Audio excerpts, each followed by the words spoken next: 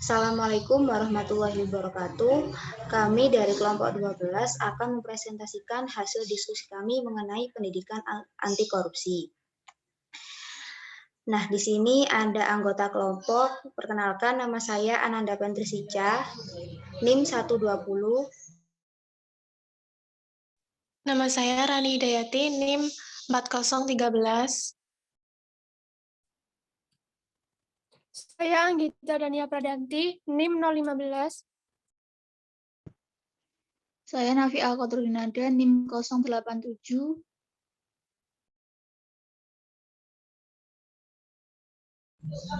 Yang akan kita bahas pada kesempatan kali ini adalah pengertian pendidikan anti korupsi, kemudian tujuan pendidikan anti korupsi, prinsip-prinsip pendidikan anti korupsi, dan pemahaman pendidikan anti korupsi berbasis agama. Materi pertama akan dijelaskan oleh teman saya. Kepada pemateri, waktu dan tempat dipersilahkan. Baik, yang pertama saya akan menjelaskan mengenai pengertian pendidikan anti korupsi. Next.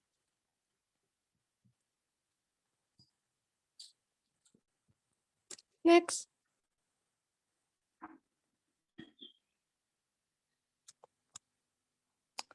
Korupsi adalah bentuk perbuatan yang dilakukan seseorang yang dengan atau karena melakukan sesuatu kejahatan atau pelanggaran memperkaya diri sendiri atau orang lain atau badan yang dilakukan dengan menyalahgunakan jabatan atau kedudukan yang didudukinya. Umumnya, korupsi dilakukan secara rahasia dan bisa dilakukan oleh lebih dari satu orang. Salah satu faktor penyebabnya ialah lemahnya pendidikan agama yang dimiliki seseorang. Oleh karena itu, perlu adanya pendidikan anti korupsi sebagai tindakan preventif atau upaya pencegahan terhadap korupsi. Next. Agus Wibowo berpendapat bahwa pendidikan anti korupsi merupakan usaha sadar dan terencana untuk mewujudkan proses belajar mengajar yang kritis terhadap nilai-nilai anti korupsi. Muhammad Nuh juga berpendapat bahwa program pendidikan anti korupsi bertujuan untuk menciptakan generasi muda yang bermoral baik dan berperilaku anti koruptif. Next.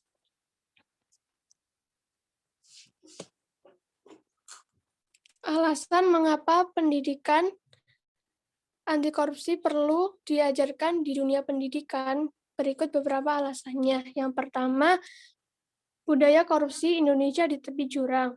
Korupsi sebagai budaya kolonial di Indonesia sudah dalam kondisi yang sangat parah. Budaya suka sama suka dalam melakukan korupsi menjadi tradisi yang sulit diungkap. Bahkan sudah tidak disadari lagi oleh pelakunya bahwa hal tersebut merupakan tindakan terlarang, berdosa dan merugikan banyak orang. Kondisi di tepi jurang inilah yang menyebabkan target pemahaman perlu dilakukan dari akar rumput dan dalam jangka waktu yang panjang. Lembaga pendidikan sebagai lokomotif pembentukan karakter generasi bangsa harus menjadi tempat pengajaran yang kuat terhadap pendidikan anti korupsi tersebut. Yang kedua, mengurangi korupsi dari lingkungan terdekat. Pelaksanaan pendidikan anti korupsi di sekolah maupun perguruan tinggi sebenarnya merupakan cara untuk mengatasi mentalitas dan sikap-sikap dasar yang mengarah pada tindakan korupsi yang curang. Dalam proses pembelajaran, misalnya seorang siswa atau mahasiswa yang mencontek saat ujian, sebenarnya ini adalah tindakan korupsi yang dilakukan dalam skala kecil. Yang ketiga, penanaman pendidikan karakter yang aplikatif. Lembaga pendidikan adalah tempat pengembangan pendidikan karakter yang aplikatif, namun faktanya memang kebanyakan peserta didik masih menjadi karakter sebagai hafalan materi pendidikan, bukan dilakukan secara implementatif. Nilai karakter yang sudah dipahami semestinya terbentuk secara nyata dalam tindakan seseorang, bukan sebatas materi pembelajaran yang hanya dihafal tanpa pelaksanaan secara nyata. Next. Untuk materi selanjutnya akan dijelaskan oleh rekan saya.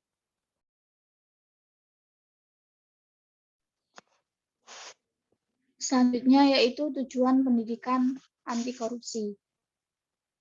Tujuan pendidikan sendiri menurut UU nomor 2 tahun 1985 adalah untuk mencerdaskan kehidupan bangsa dan mengembangkan manusia yang seutuhnya, yaitu bertakwa kepada Tuhan Yang Maha Esa, memiliki pengetahuan sehat jasmani dan rohani, memiliki budi pekerti yang luhur, mandiri, serta pribadi yang baik dan bertanggung jawab terhadap bangsa. Dengan tujuan pendidikan itu sendiri, pendidikan anti korupsi ini berhubungan dengan membentuk kepribadian anti korupsi pada diri individu, serta membangun semangat dan kompetensi dari individu tersebut sebagai agen perubahan bagi kehidupan bermasyarakat dan bernegara yang bersih dan bebas dari ancaman korupsi. Untuk tujuan umum dari pendidikan anti korupsi sendiri, yang pertama, pembentukan pengetahuan dan pemahaman mengenai bentuk korupsi dan aspek-aspeknya. Kedua, pengubahan persepsi dan sikap terhadap korupsi. Ketiga, pembentukan keterampilan dan kecakapan baru yang ditujukan untuk melawan korupsi. Sedangkan tujuan khususnya pendidikan anti korupsi, yang pertama, pemahaman yang komprehensif tentang korupsi. Kedua, pencegahan atau preventif secara dini. Ketiga, memperkuat dan pengamalan pendidikan agama dan PKN dalam kehidupan di sekolah dan masyarakat. Keempat, mendidik individu untuk mempunyai pola hidup tanggung jawab dan hati baik dalam ucapan maupun tindakan. Kelima, sebagai upaya pendidikan akhlak yang nyata dalam kehidupan. Next.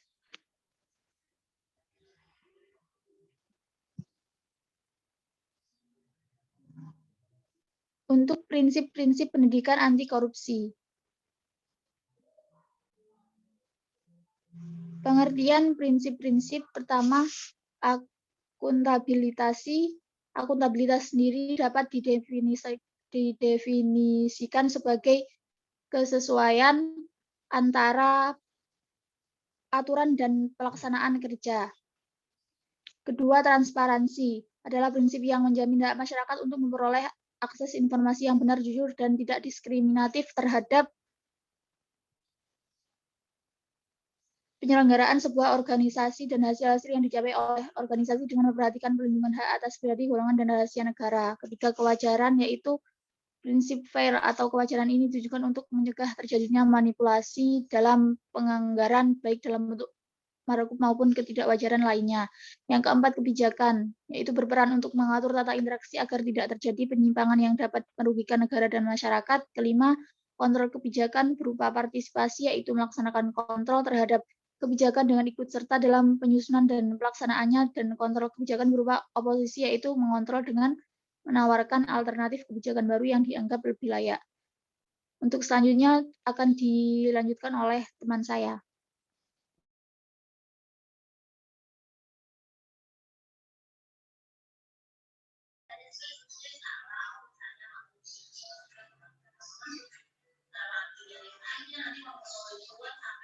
Selanjutnya adalah prinsip-prinsip akuntabilitasi. Ada beberapa hal yang perlu dilaksanakan sebagai seorang masyarakat Indonesia untuk meningkatkan sikap pendidikan anti korupsi. Yang pertama adalah harus memiliki komitmen dari pimpinan dan seluruh staf instansi untuk melakukan pengelolaan pelaksanaan misi agar akuntabel. Kemudian yang kedua, harus merupakan suatu sistem yang dapat menjamin penggunaan sumber daya secara konsisten dengan peraturan perundang-undangan yang berlaku. Kemudian yang ketiga, harus dapat menunjukkan tingkat pencapaian tujuan dan sasaran yang telah ditetapkan. Yang keempat, harus berorientasi pada pencapaian visi dan misi serta hasil dan manfaat yang diperoleh. Yang kelima, harus jujur, objektif, transparan, dan inovatif sebagai katalisator perubahan manajemen instansi pemerintah dalam bentuk pemutakhiran metode dan teknik pengukuran kinerja dan penyusunan laporan akuntabilitas. Prinsip-prinsip ini perlu dilakukan terutama oleh pekerja yang memang bekerja dalam kegiatan pemerintahan agar korupsi tersebut dapat hilang. Kemudian yang kedua adalah prinsip-prinsip transparansi.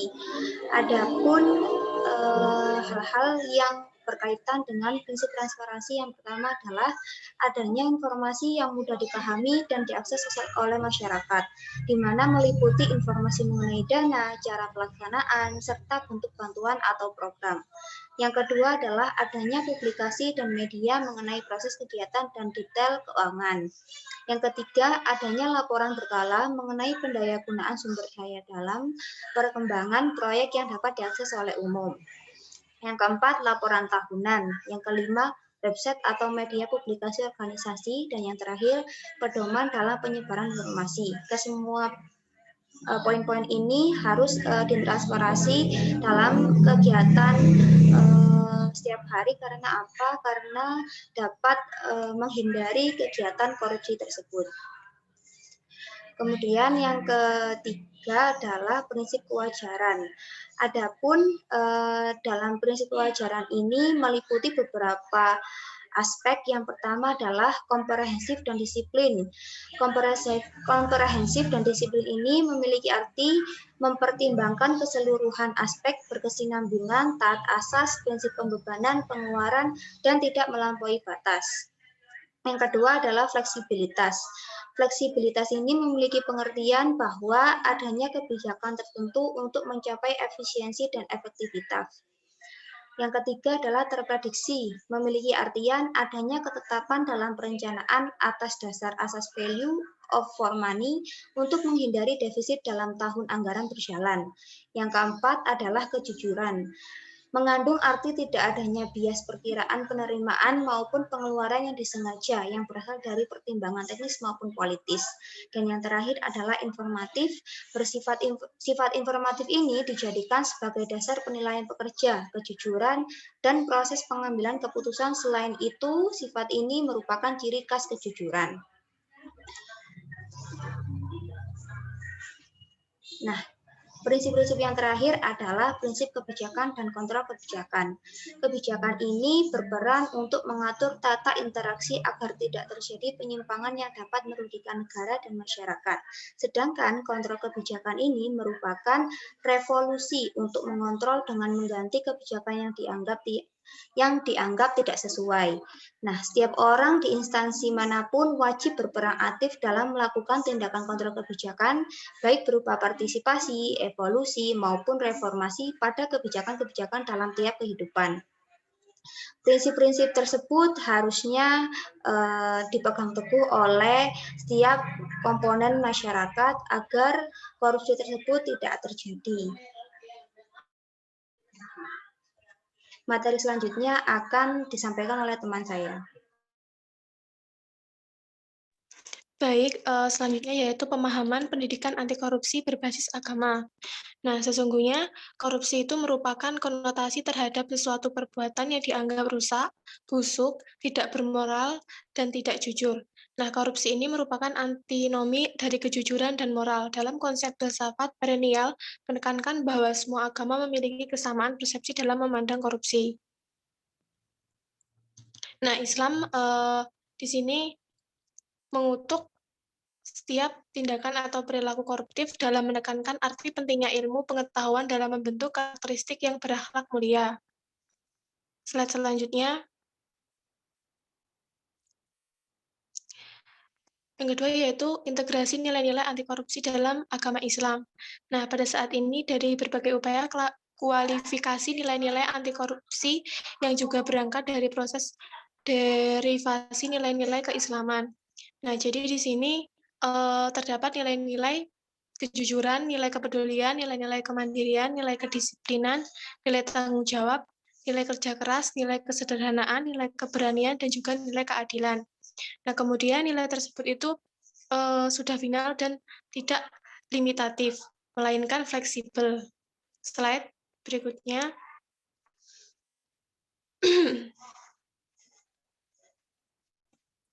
Nah, terus di sini ada pemahaman nilai pendidikan anti korupsi berbasis agama. Nah, bisa diketahui bahwasanya Al-Quran itu merupakan kitab suci yang isinya itu adalah petunjuk dari Allah Subhanahu wa Ta'ala. Jadi untuk umat manusia, karena subjek utamanya yaitu adalah adanya pengajian terhadap manusia serta adanya bentuk-bentuk kehidupan sosial. Nah, petunjuk ini kemudian akan mencapai sukses, maka hal yang paling penting ialah petunjuk itu harus mengandung pengetahuan yang bersifat menyeluruh mengenai masalah-masalah sosial manusia, letaknya, tradisi-tradisi sosial, moral, dan agama, atau nilai-nilai dan cara hidup mereka. Slide selanjutnya. Kemudian adanya konsep-konsep pembelajaran dalam pendidikan anti korupsi berbasis agama. Nah, konsep pembelajaran ini yang pertama adanya internalisasi pembelajaran integritas. Nah, jadi di sini internalisasi itu adalah nilai-nilai integritas dalam sistem pembelajaran harus memperhatikan 4 hal, yakni pemahaman terhadap karakteristik integritas, perasaan integritas, tindakan integritas, internalisasi nilai-nilai. Nah, keempat komponen tersebut sudah mencakup domain kognitif, afektif, dan psikomotorik yang dicapai melalui materi dan metode pembelajaran yang cepat. Yang kedua, intens perilaku anti korupsi. Pada dasarnya, korupsi merupakan perilaku yang dimunculkan oleh setiap individu secara sadar dan tidak disengaja.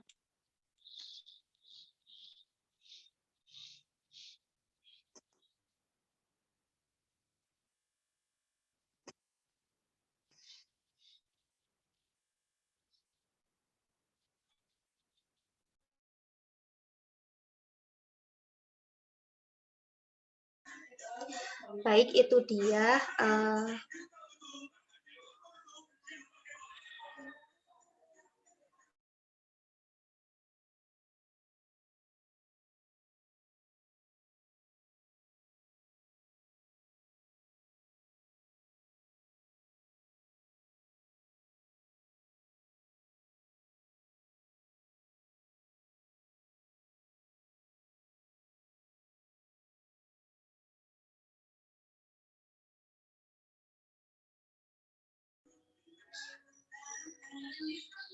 Baik, itu dia presentasi dari kelompok kami. Adapun saya berikan kesimpulan dari presentasi pada siang hari ini, yakni berdasarkan hasil pembahasan dapat disimpulkan bahwa penerapan pendidikan anti korupsi sangat penting untuk diwujudkan karena melalui pendidikan inilah berlangsung pembinaan terhadap para siswa, yaitu sebagai generasi muda penerus bangsa. Apabila satuan pendidikannya menanamkan dan membina sikap anti korupsi, maka akan melahirkan generasi yang dapat mengatakan tidak untuk korupsi. Tujuan pendidikan anti korupsi ini sendiri yakni untuk membangun karakter jujur agar tiap insan tidak melakukan korupsi. Seperti yang kita ketahui bahwa korupsi ini sangat dilarang oleh agama. Karena itu, sejak usia dini, generasi muda perlu ditanamkan mental anti korupsi serta nilai-nilai yang baik. Dan nantinya akan menciptakan generasi muda yang baik serta terhindar dari korupsi. Sekian dari kelompok kami, kurang lebihnya mohon maaf. Terima kasih. Wassalamualaikum warahmatullahi wabarakatuh.